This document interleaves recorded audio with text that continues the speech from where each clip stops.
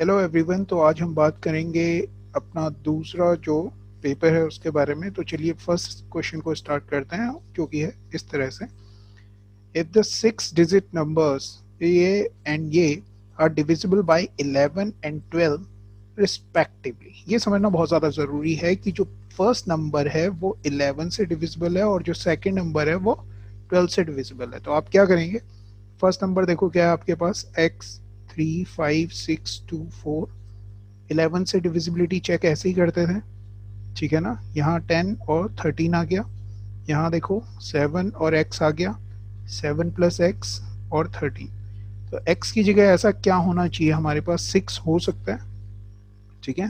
तो ये 13 हो जाएगा, 13 हो जाएगा, दोनों का डिफरेंस 0 हो जाएगा, मतलब 11 से डिविजिबल हो जाएगा फर्स्ट नंबर। सेकंड नंबर के लिए कह रहे हैं जो कि है 1 2 5 7 y 4।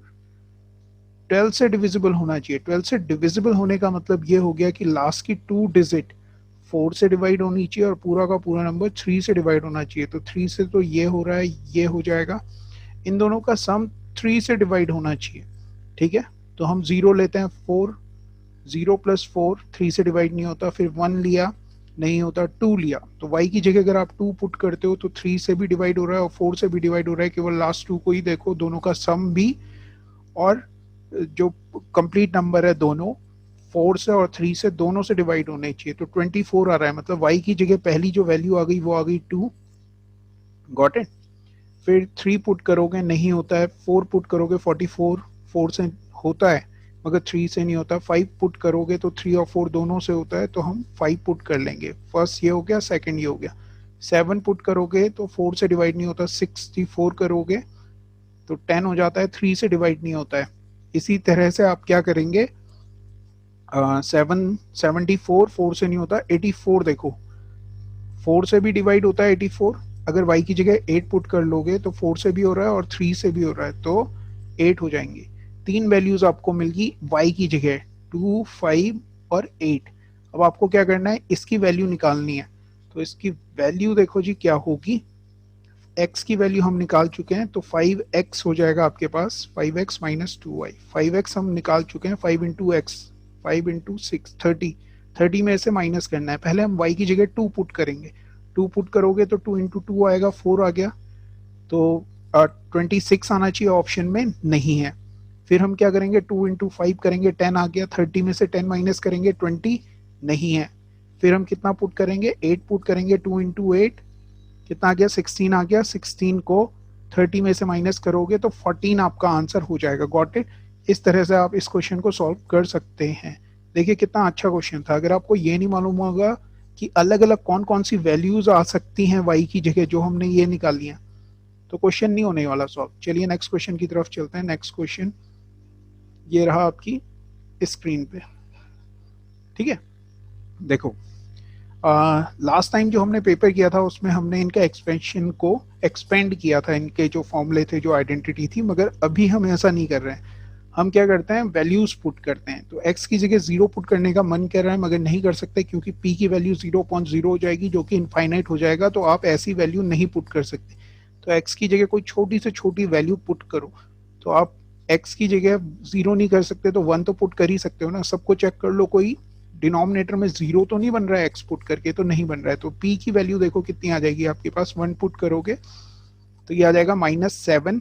इस पे पुट कर रहा हूँ, ठीक है। -7 आएगा, 1 माइनस 8, -7 हो गया, 1 1 कैंसिल आउट हो गया, -2 आ गया, ठीक है। तो 7/2 आ गया। q की वैल्यू देखो 1 पुट करोगे तो ऊपर आ जाएगा 4 और डिनोमिनेटर में आ जाएगा आपके पास 9, बोले तो -8। Got it. तो ये आ गया 1/2, इसमें भी घबराने की बात नहीं है। आर की वैल्यू देखो 1 पुट करोगे तो ये आ गया 2, ये आ गया 4, 2 4 6 और 8, 2 4 6 और 8 आ गया आपके पास, 8 और 6 14, और डिनोमिनेटर में आ जाएगा आपके पास -4। क्या कर रहे हैं हम, x की जगह 1 पुट कर रहे हैं, हमें निकालना है p क्रॉस q। तो 7/2 इंटू माइनस का 1/2, क्रॉस में इसकी वैल्यू तो -1/2 ही थी, डिवाइड करना है किससे, r से, तो माइनस आएगा और 4/14 लिखोगे इसे, है ना।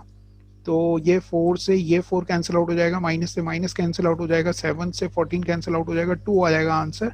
बोले तो 1/2 आ जाएगा आंसर। Got it? आई बात समझ में? इस तरह से हम इस क्वेश्चन को सॉल्व कर सकते हैं। चलिए नेक्स्ट क्वेश्चन की तरफ चलते हैं और देखते हैं कि क्या है। ये रहा, ठीक है, सिंप्लीफिकेशन का एक बहुत छोटा सा क्वेश्चन है। तो आपने क्या करना है, आपने सबसे पहले ये देख लेना है कि कितने पार्ट्स हैं। एक पार्ट ये हो गया, दूसरा पार्ट ये हो गया, तीसरा पार्ट ये हो गया, चौथा पार्ट ये हो गया। जब आप इन्हें पार्ट्स में डिवाइड कर लो ना, तो एक एक पार्ट को सॉल्व करने की कोशिश करो, तो सिंप्लीफिकेशन के इस तरह के क्वेश्चन आसान हो जाते हैं। ठीक है, तो सबसे आसान जो मुझे लग रहा है, इस वाले पार्ट को डिवाइड करने का मन कर रहा है, तो इसी को कर लेता हूं मैं। देखो, ऑफ है, बॉड मास तो आपने यूज करना ही है, BODMAS, बॉड मास को अप्लाई करना ही करना है। तो देखो 5 ऑफ 1/10, 1/2 हो गया, डिवाइड करोगे तो 5 इंटू 2 10 आ गया, माइनस यहाँ देखो पहले डिवाइड करेंगे, 10 डिवाइडेड बाई 20, 1/2 आ गया, 1/2 इंटू 10 5 आ गया। बोले तो डिनोमिनेटर की पूरी वैल्यू आपकी 5 आ गई। देखो कितना टाइम लगा इसे सॉल्व करने में, कुछ भी ज़्यादा टाइम नहीं लगा है। अब हम इस वाले पार्ट को सॉल्व कर रहे हैं, तो चलिए स्टार्ट करते हैं। सबसे पहले आपको किसे सॉल्व करना है, इसे। तो आप इसे लिख सकते हैं यहाँ 5 2 टाइम 10 और 1 11/2, डिवाइड है ना, तो डिवाइड को ऐसे लिखो 1 अपॉन, ठीक है, 3 3 टाइम्स 9 और 1 2, 11/3 ऑफ, देखो हम ऑफ ही को सॉल्व कर रहे हैं पहले, ऑफ 1/4, ठीक है, 11 से 11 कैंसिल आउट हो गया, 2 से ये 4 कैंसिल आउट हो गया, 2 आ गया, तो ये वैल्यू आपको आगे आपके पास आ गई 6। किसकी वैल्यू आ गई, इस वाले पार्ट की वैल्यू 6 आ गई। अब हम इस वाले पार्ट को सॉल्व करेंगे। देखो 9 45, 9 5 टाइम 45 प्लस 1 46/9 माइनस 8 7 56 और 7 63 अपॉन ये इंटू 20 आ जाएगा ऊपर और ये आ जाएगा 189, ठीक है। और फिर ये जो पूरी वैल्यू आएगी ना, इसे 9/11 से मल्टीप्लाई करना है, मगर पहले कैंसिल आउट करते हैं। ये 3 टाइम हो गया, 4 2 टाइम, 4 5 टाइम, ये देखो ये 6 है, ये 9 है, तो 9 2 टाइम्स कर लो और 6 3 टाइम कर लो, तो ये आ गया आपके पास 92 माइनस 15 अपॉन कितना आ गया 18, और बाहर आपके पास 9/11 था, 9/11, 9 से ये कैंसिल आउट हो गया 2, और ये माइनस करके आएगा 77, 11 से 77 को डिवाइड करोगे 7 आएगा, 7/2 आ गई। इस वाले पार्ट की वैल्यू आ गई 7/2, इस वाले पार्ट की वैल्यू आई थी 6, 6 प्लस 7/2 अपॉन, नीचे आपका डिनोमिनेटर 5 आ गया था, इसे सॉल्व करेंगे 12 और 7 19 अपॉन 10, 19 अपॉन 10 को क्या लिख सकते हो आप, ये लिख सकते हो, ठीक है। तो ये आंसर हो गया। Got it? समझ में आई बात?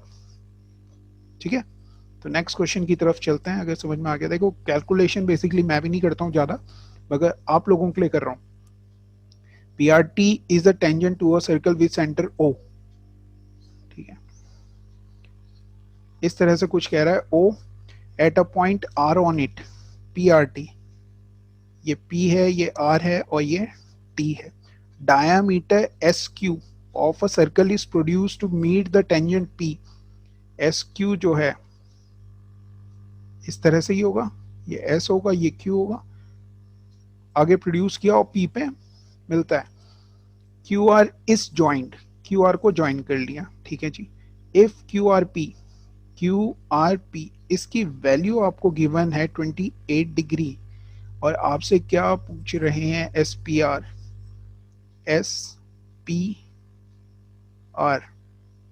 ठीक है। अब एक चीज बताओ, ये एंगल कितना होगा, आपको कह दोगे 90 होगा, ये एंगल 28 है, तो ये एंगल कितना होगा, आप कहोगे 28 ही होगा, ठीक है ना। ये प्रॉपर्टी पढ़ी है ना हमने, मतलब अगर सर्कल पे कोई टेंजेंट होती है इस तरह से, और ये एंगल जो होगा वही एंगल ये होगा, तो ये एंगल 28 है, तो ये एंगल भी 28 हो जाएगा, ठीक है। अब आपको कौन सा एंगल बताना है, SPR बताना है, आई होप। तो आप ये वाला एंगल बता सकते हो, ठीक है, कितना आ जाएगा, एक्सटीरियर एंगल्स जो होगा वो इंटीरियर एंगल के सम के इक्वल हो जाएगा, तो इसकी वैल्यू आ जाएगी 118, 90 प्लस 28, 118 हो गया, 118 और 28 जोड़ोगे तो आपका आ जाएगा 38, 38 में 8 और ऐड करोगे तो 46 आ गया, शायद 46 आ गया। 180 में से 140 माइनस किया 40 आ गया, 40 में से 6 माइनस किया तो 34 डिग्री आंसर आ गया। ठीक है जी, इस क्वेश्चन को देखते हैं। इन ट्रायंगल PQR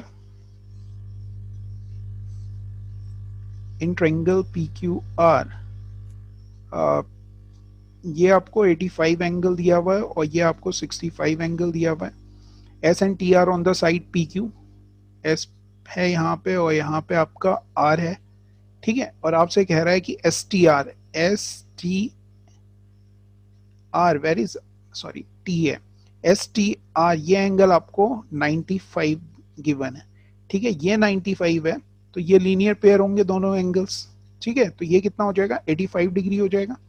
अब देखो ये एंगल इसके इक्वल है, ये एंगल इसी के इक्वल है, दोनों स्मॉल और बिगर ट्रायंगल को देखें तो ये एंगल आप कह पाओगे कि 65 डिग्री होगा।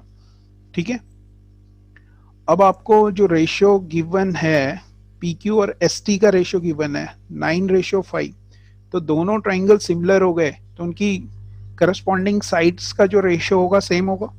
ठीक है, तो आप लिख पाओगे PQ upon PT equal to, PT किधर है देखो, P2 बोले तो बड़ा वाला ट्रायंगल है तो 9:5 होगा। PT कौन सा है, स्मॉल वाला ट्रायंगल है। गॉट इट, दोनों PQ कहाँ गया, एक 65 के सामने है बड़े वाले ट्रायंगल में और जो दूसरा है वो 65 के सामने है छोटे वाले ट्रायंगल में। ठीक है, अब आपको PQ की वैल्यू गिवन है 21.6, यहीं पे लिख रहा हूँ, 9 से डिवाइड कर सकते हैं क्या, 9 से करो, हाँ हो जाएगा, 9 2 टाइम्स 18, 9 4 टाइम और 24 5 टाइम्स 120 होता है, तो 12 सेंटीमीटर आंसर हो जाएगा। गॉट इट, इस तरह से इस क्वेश्चन को सॉल्व कर सकते हैं। चलिए नेक्स्ट क्वेश्चन की तरफ चल रहे हैं। The income of A is 60% less than B, A की इनकम और B की इनकम। ठीक है, इनकम की बात कर रहे हैं A और B के, 60% लेस है, इट मींस A को केवल 40 मिलते हैं, B को अगर 100 मिल रहे हैं तो A को कितने मिलेंगे, इनकम 40 होगी। And the expenditure of A is equal to 60%, expenditure की भी बात कर रहा है, ए का जो एक्सपेंडिचर है वो बी के एक्सपेंडिचर का 60% है। अब देखो सब जगह हम वैल्यूज डायरेक्टली नहीं मान सकते हैं ना, तो हम क्या करेंगे, यहाँ पे ले लेते हैं 60% है बोले तो 5x अगर ये ले लें तो 3x ये होगा। Got it, if A's income is equal to 70%, A की जो इनकम है वो इक्वल है, ए की इनकम कितनी है 40 है, वो कितनी है 70% of the bees expenditure, 70% of बीज एक्सपेंडिचर, ये हमने एक्सपेंडिचर लेट किया था ना, तो बी का 70% बोले तो 7/10 ऑफ बीज एक्सपेंडिचर। ठीक है, 5 2 टाइम्स जाएगा 80/7 आ गया, किसकी वैल्यू आ गई, x की वैल्यू आ गई, तो ये 5x की वैल्यू आ जाएगी 400/7, 3 की वैल्यू आ जाएगी 240/7। ठीक है, सबको 7 से मल्टीप्लाई कर लो। ठीक है, तो देखो इनकम आ जाएगी आपकी 280 ए की, 700 बी की। अब आपसे क्या फाइंड आउट करने के लिए कह रहे हैं, what is the ratio of the saving of, तो इनकम आपको मालूम चल गई, एक्सपेंडिचर मालूम चल गया, तो दोनों का डिफरेंस करोगे तो आपके पास सेविंग नहीं आएगी। 280 में से 240 माइनस करोगे तो 40 आ गया, 700 में से 400 माइनस करोगे 300 आ गया। रेशियो देखो कितना आ गया, 2:15 है क्या ऑप्शन में ऐसा कुछ, ये आंसर हो गया। गॉट इट, चलिए नेक्स्ट क्वेश्चन की तरफ चलते हैं। नेक्स्ट क्वेश्चन देखते हैं क्या है। ठीक है, ये देखो जी, ये रहा, आपसे कह रहे हैं कि AQ plus BQ plus CQ minus 3ABC की वैल्यू बताओ, तो इसका फॉर्मूला होता है A plus B plus C। ठीक है, ये फॉर्मूला हम बहुत बार लिख चुके हैं, A plus B plus C का whole square minus 3AB plus BC plus C है। ठीक है, ये फॉर्मूला इसका है। गॉट इट, आपको ABC की वैल्यू गिवन है, AB BCCA गिवन है, तो सीधे सीधे वैल्यूज पुट करेंगे, आंसर निकाल सकते हैं। चलिए करते हैं। 7 का मल्टीपल होना चाहिए था, ये भी हम देख सकते थे सीधे सीधे, ठीक है, मगर शायद 2-3 ऑप्शन हो सकते हैं, तो चलिए इस तरह से भी कर सकते हैं, मगर करते हैं फिर भी। 7 का स्क्वायर आ गया 49 माइनस 3 इंटू -6 बोले तो +6, 18 आ गया, 18 ऐड करोगे, 20 ऐड करोगे तो आपके पास आ जाएगा 69, और 69 में से आप कितना माइनस कर लो, 2 माइनस कर लो।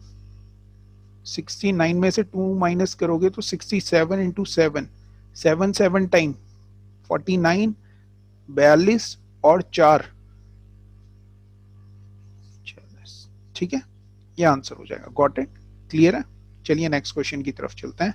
The mark price of an article is 740 after 2 successive discount of 15% and X%, it is sold 566.10, what is the value of X।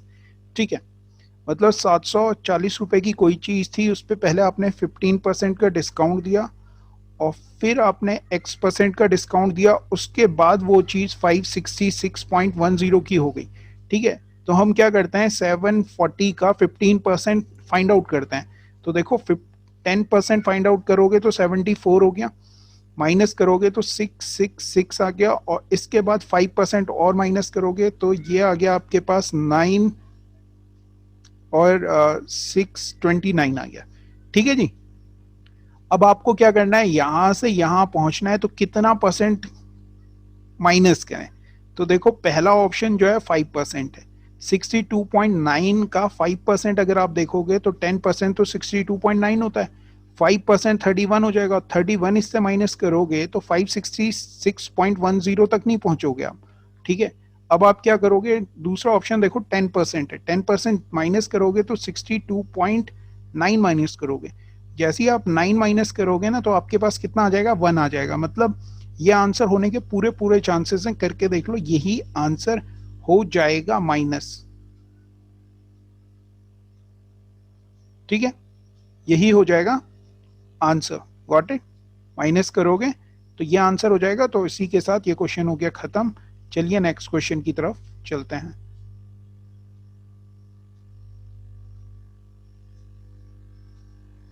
The difference in the compound interest on a certain sum at 10% per annum for 1 year when the interest is compounded half yearly and yearly। पहले तो एक साल के interest की बात कर रहा है, कंपाउंड इंटरेस्ट की 10% पर एनम के हिसाब से, compounded half yearly and yearly, दोनों का डिफरेंस दिया हुआ कंपाउंड इंटरेस्ट का। ठीक है, तो एक साल का जो कंपाउंड इंटरेस्ट होगा वो कितना होगा, तो आप कहोगे 10% होगा सर 1 ईयर का। ठीक है, 1 ईयर का अगर हम हाफ ईयरली के हिसाब से कंपाउंड करें तो इंटरेस्ट हो जाएगा 10.25, कोई दिक्कत नहीं है इसमें, इजिली बता सकते हैं। हाफ ईयर का कितना होगा, 5 होगा, 5 इंटू 5/100 से हम 10.25 डायरेक्टली कह सकते हैं। दोनों का जो डिफरेंस है वही गिवन है हमें। ठीक है, तो डिफरेंस देखोगे तो 0.25% की वैल्यू आपको गिवन है 88.8। ठीक है, इसे आप लिख सकते हैं 1/4%, 4 से और मल्टीप्लाई करना है, चलो जी 4 से और कर लेते हैं, 1% आ गया, और 100 से और कर लोगे तो 100% की वैल्यू होगी। गॉट इट, तो यह आपके पास 100% आ गया। कहने का मतलब यह आपके पास प्रिंसिपल की वैल्यू आ गई। आपसे कह रहे हैं what is a simple interest on the same sum for 1 and 2/3 year at a same rate. Simple interest से बताना है, एक साल का इंटरेस्ट कितना हो गया, 10% हो गया। ठीक है, और 2/3 और कह रहे हैं, तो 3 1 टाइम 3 और 2 5/3।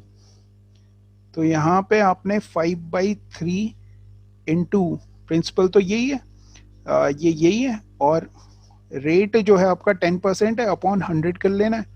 तो 100 से 100 कैंसिल आउट हो जाएगा, 3 से देखो ये कैंसिल आउट होगा, और 3 2 टाइम 6 9 टाइम 27,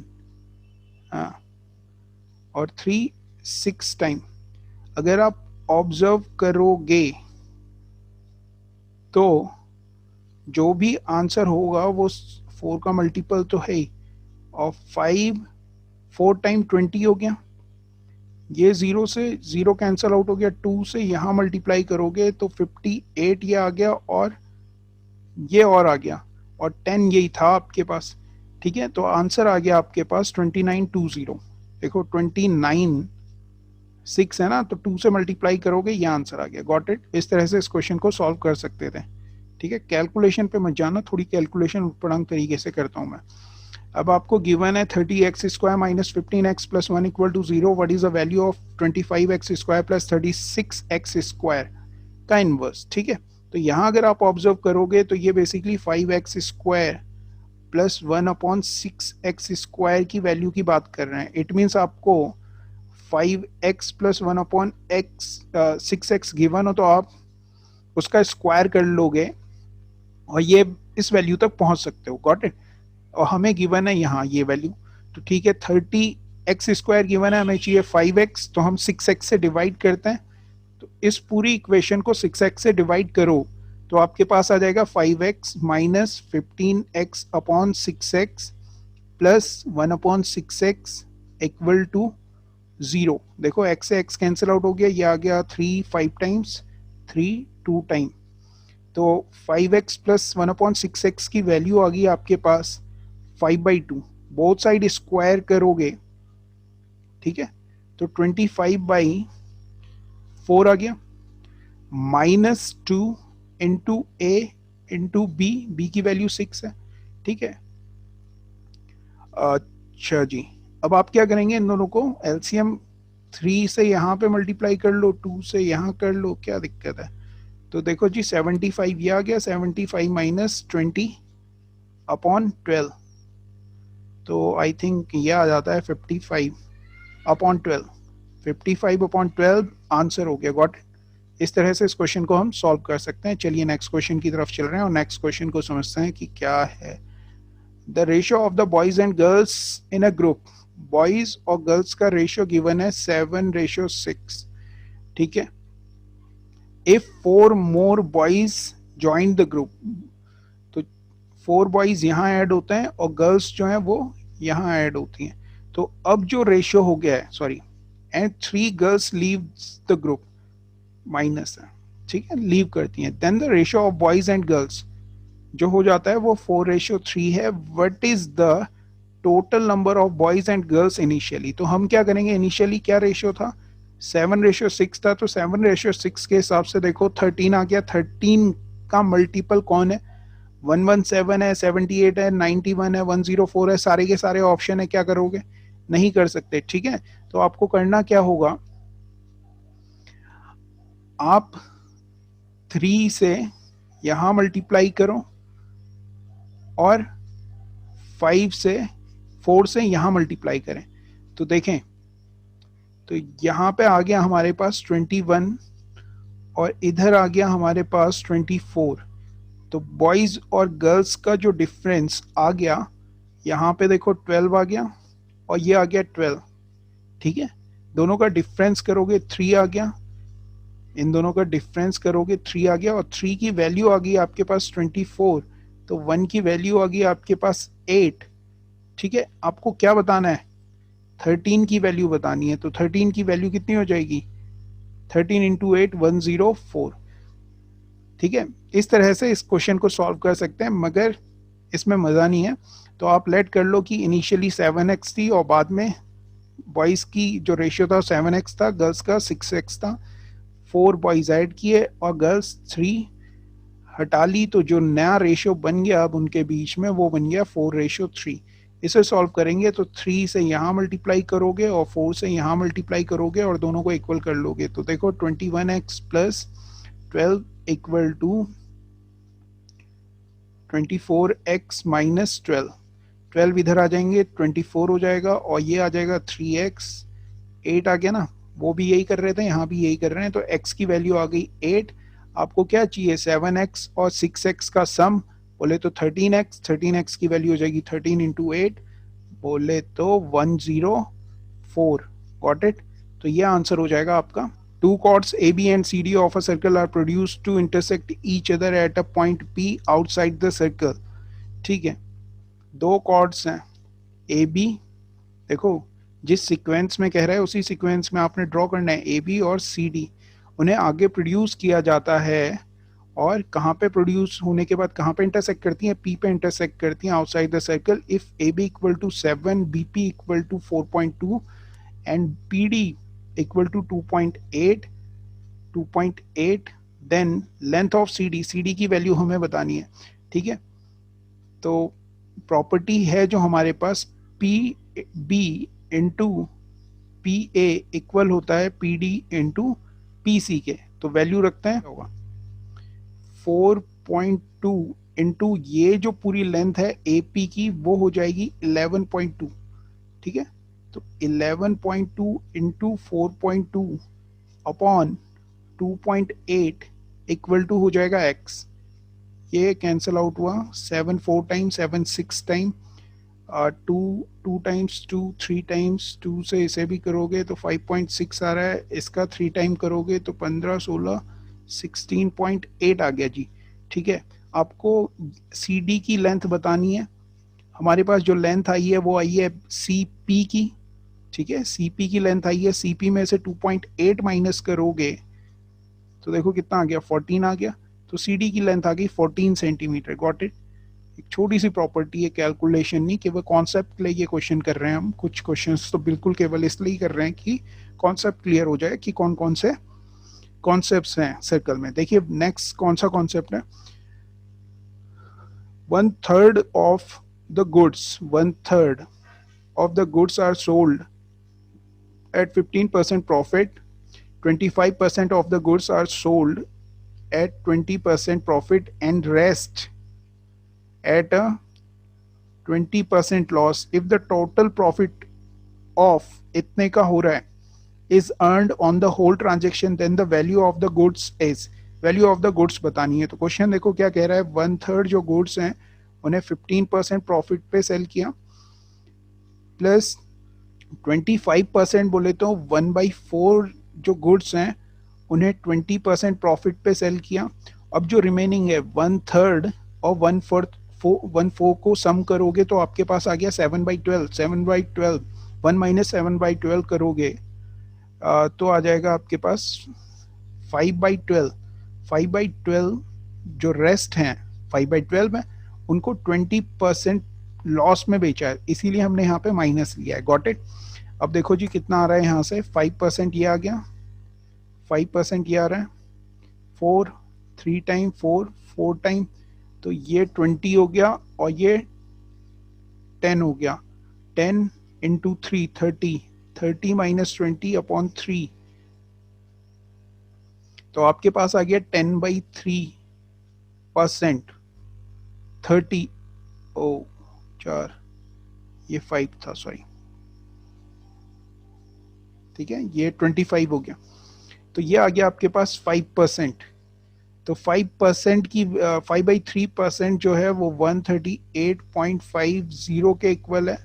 आपको जो है 100% बताना है, तो यहाँ पे 5 से मल्टीप्लाई डिवाइड कर लो, 5 2 टाइम, 5 7 टाइम, 5 7 टाइम, तो ये आ गई और 3 से और मल्टीप्लाई होगी 3, तो ये तो 1% की वैल्यू आ गई। इंटू 100 भी करोगे तो 100% की वैल्यू हो जाएगी। चलिए 3 से मल्टीप्लाई करते हैं, 3 सत्ते 21, 3 सत्ते 21 और 2 23, 3 दूनी 6 और 2 8 और 100 से मल्टीप्लाई करेंगे, ये आ जाएगा आंसर। Got it. ये आंसर हो जाएगा। इस तरह से इस क्वेश्चन को कर सकते थे। चलिए नेक्स्ट क्वेश्चन की तरफ चल रहे हैं और देखते हैं कि क्या है next question. 7 sine square theta cos square theta ये इक्वल टू ये गिवन है, और जो थीटा है वो 0 और 90 के बीच में कहीं पे है। तो आपसे इनकी वैल्यू फाइंड आउट करवा रहा है। तो देखो जो ऑप्शंस है ना आपके पास, ये आपको चीख चीख के ये कहना चाह रहे हैं कि हमारी ये √3 वैल्यू तब आती है जब थीटा या तो 30 हो या 60 हो। ठीक है, तो आपने क्या करना है, जो भी आपके पास गिवन इक्वेशन है उसमें 30 या 60 पुट करके देखना है। 30 पुट करके देखो, अगर नहीं आ रहा है तो 60 पुट करके देखो, फिर हो जाएगा। ठीक है, तो चलिए 30 पुट करते हैं। 30 पुट करते हो तो 7 इंटू 30 की वैल्यू होती है 1/4, स्क्वायर कह रहा है ना यार, होती तो 1/2 है। कॉस स्क्वायर 30 √3/2 बोले तो 3/4, प्लस 2 इंटू 1/2, देखो कितना आ गया, ये तो 1 आ गया। 7 में से 4 माइनस किया, 7 में से 3, 7 में से 3 माइनस किया, 4 आ गया, 4/4 प्लस 1, तो 2 ही आ गया, इक्वल टू 2 है ही। ठीक है, तो सेटिस्फाई कर रही है इक्वेशन को, मतलब थीटा की जगह 30 है, 30 पुट करो तो सेक 60 की वैल्यू कह रहे हैं, कॉस 60 आप सबको मालूम है, तो सेक 60 की वैल्यू हो जाएगी आपके पास 2 प्लस कॉट 60 की वैल्यू हो जाएगी आपके पास 1/√3 अपॉन कॉसेक 60 की वैल्यू हो जाएगी आपके पास 2/√3 प्लस 10 60 की वैल्यू हो जाएगी आपके पास √3। तो देखो यहाँ से आपके पास वैल्यू आ गई 2√3 प्लस 1/√3 अपॉन ये आ गया आपके पास 5/√3, √3 से √3 कैंसिल आउट हो गया, आपके पास ये वैल्यू आ गई है किसी ऑप्शन में, पहली सॉरी तीसरे ऑप्शन में है ये वैल्यूज। ठीक है, 5 चाहिए था हमें डिनोमिनेटर में। तो इस तरह से इस क्वेश्चन को सॉल्व कर सकते थे। चलिए नेक्स्ट क्वेश्चन की तरफ चल रहे हैं। ये बहुत ज़्यादा इंपॉर्टेंट है और एक छोटा सा कॉन्सेप्ट है, वो याद कर लेना है, वो समझ लेना, उस पर बेस ये क्वेश्चन हो रहा है। तो चलिए पढ़ते हैं। A and B working together can complete a work in D days. A और बी अगर साथ में काम करते हैं तो डी डेज में काम कंप्लीट कर लेते हैं। वर्किंग अलोन ए टेक्स 8 + डी, ए अकेला, ठीक है। ए और बी अगर साथ में वर्क करते हैं तो डी डे लेते हैं, जबकि ए अगर अकेला वर्क करता है तो 8 + डी डे लेता है, जबकि बी अकेला वर्क करता है तो 18 + डी लेता है। मतलब ए और बी जो है वो दोनों मिलके जो टाइम लेते हैं उससे कितना ज़्यादा ले रहे हैं ना, तो आप डायरेक्टली ए बी बोले तो डी की वैल्यू बता सकते हो कितना ज़्यादा ले रहे हैं। इसका स्क्वायर रूट कर लेते हैं, किसका, जितना ज़्यादा ले रहा है उनके प्रोडक्ट का स्क्वायर रूट आ जाता है। ए बी साथ में मिलके कितने डेज में वर्क कंप्लीट करते हैं, तो 18 8 टाइम 144 होता है, तो डी की वैल्यू आ गई 12। आगे देखो जी क्वेश्चन, यहां तक तो अभी स्टार्ट हुआ है, यहां से आगे क्या कह रहा है। ए वर्क फॉर 4 डेज, ए ने 4 डेज तक वर्क किया। ए कितना वर्क कितने डेज में कर सकता है वर्क, यहाँ देखो 8 + डी का मतलब हो गया 20, और ये अगर देखोगे तो 30 हो गया बी की वैल्यू। ए ने 4 डे वर्क किया, मतलब 4/20 प्लस बी अब बचा हुआ जो वर्क है उसे कितने दिन में कंप्लीट करेगा, तो x/30 equal to 1, work complete हो जाएगा। इस तरह से कर सकते हैं आप, है ना। 1/5 आ गया, इधर गया तो 4/5 आ गया, इक्वल टू x/30, 6 आ गया, x की वैल्यू आ गई 24। गॉट इट, है क्या ऑप्शन में, ये आंसर हो जाएगा। चलिए नेक्स्ट की तरफ चलते हैं। नेक्स्ट क्वेश्चन रहा आपका ये, the average weight of some student in a class was 58.4 kg। जो एवरेज है वो 58.4 kg है, ठीक है। आगे क्या कह रहा है, 5 student having the average weight इतना 62.8 kg, मतलब जो एवरेज वेट है उससे ज्यादा लेके आ रहे हैं कितने स्टूडेंट, 5 स्टूडेंट। ये सब डेटा हमें देखना है। Join the class, the average weight of all the student class is increase by, जिसकी वजह से जो एवरेज वेट है पूरी क्लास का वो इंक्रीज हो जाता है। कितना इंक्रीज होता है, ये इंक्रीज होता है। तो एक चीज समझते हैं, जो नए स्टूडेंट्स हैं वो कितना ज्यादा वेट लेके आए हैं, तो आप बोलोगे 62 में से 58.4 अगर माइनस कर लो तो हमें मालूम चल जाएगा कि कितना ज्यादा लेके आए हैं। आप बोलोगे 4.4 ज्यादा लेके आए हैं, एक आदमी लेके आया ही है। कितने लोग हैं, 5 लोग हैं, टोटल कितना आ गया, इतना आ गया, ठीक है।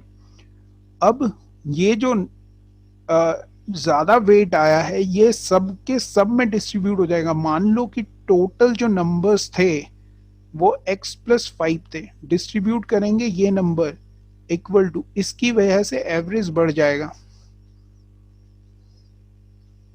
ठीक है। 5 से ये कैंसिल आउट हो गया, 11 आ गया, ये 10 है याद रखना, 11 4 टाइम तो 40 आ गया, x+5 इक्वल टू आ गया आपके पास 40, x इक्वल टू आ गया 35। गॉट इट, 35 है क्या ऑप्शन में, यह आंसर हो गया। आपसे पूछ क्या रहा है, the number of initial war, तो 35। अगर पूछता कि अभी कितने हैं तो 5 लोग और आ गए हैं तो वैल्यू हो जाएगी 40। गॉट इट, मगर इस टाइम पे जो आंसर है वो आपका 35 है। चलिए नेक्स्ट क्वेश्चन की तरफ चल रहे हैं। नेक्स्ट क्वेश्चन देखो जी, द एक्सप्रेशन, सीधे अगर इस तरह से कोई भी एक्सप्रेशन दे तो आपने वैल्यूज पुट कर लेनी है। तो मन मेरा हमेशा करता है जब कुछ समझ में ना आए तो 45 पुट कर लो, ठीक है। 3 sec 45 की वैल्यू √2 होती है, √2 का स्क्वायर 2 इंटू tan 45 की वैल्यू 1 होती है प्लस tan 45 की वैल्यू 1 होती है, कोई दिक्कत नहीं है। sec 45 की वैल्यू आपकी होती है √2 की पावर 6 है, √2 का स्क्वायर करते हो 2 आता है, फिर उसकी पावर 3 करो तो 8 आ गया। ठीक है, तो 6 + 1 7 हो गए, 7 - 8 -1 दे देगा answer. Got it. Next question की तरफ चल रहे हैं। देखो जी क्या है next question. Time taken by a boat 13 kilometre down stream, 13 kilometre down stream में जो टाइम लग रहा है is same as time taken by travel 7 kilometre up stream. 13 kilometre down stream में जो टाइम लग रहा है वो 7 किलोमीटर के अप स्ट्रीम के बराबर है। इट मीन्स d/u की वैल्यू आ गई आपके पास 13/7। कोई दिक्कत है क्या इसमें? नहीं है। ठीक है, d जो होता है वो होता है बोट की स्पीड प्लस स्ट्रीम की speed upon b minus up s होता है upstream. Got it. Componendo dividendo अगर अप्लाई करोगे तो b upon s equal to आ जाएगा 20/13 में से 7 गया 6 आता है। ठीक है, 10/3 आ गया। आगे देखो, if the speed of a stream is, stream की स्पीड गिवन है आपको 3 kilometre per hour, then how much time it will travel distance of इतना kilometre in still water. Still water मतलब बोट की स्पीड तो आपकी 10 हो जाएगी क्योंकि स्ट्रीम की स्पीड आपको 3 ही गिवन है यहाँ पे, ये देखो।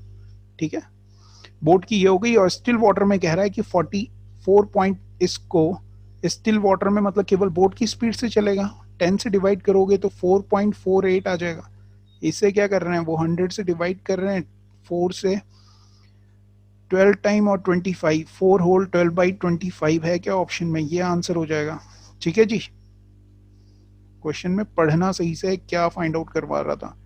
A cylindrical vessel of the radius 30 centimeter height इतनी है, is full of water, it is contents are emptied into a rectangular tube of length इतनी the height of the, अच्छा जी, वॉल्यूम इक्वल करना है तो सिलेंड्रिकल वेसल की बात कर रहा है, वॉल्यूम कितना होता है πr² इक्वल टू, दूसरा रेक्टेंगुलर है, क्यूब की बात कर रहा है या क्यूबॉइड की बात कर रहा है तो LBH है।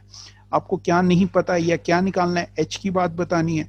ठीक है, तो 22/7, r देखो कितना है 30 है, 30 इंटू 30 इंटू h कितना है 42 है, l कितना गिवन है 75 है, इंटू 44 है, इंटू h है।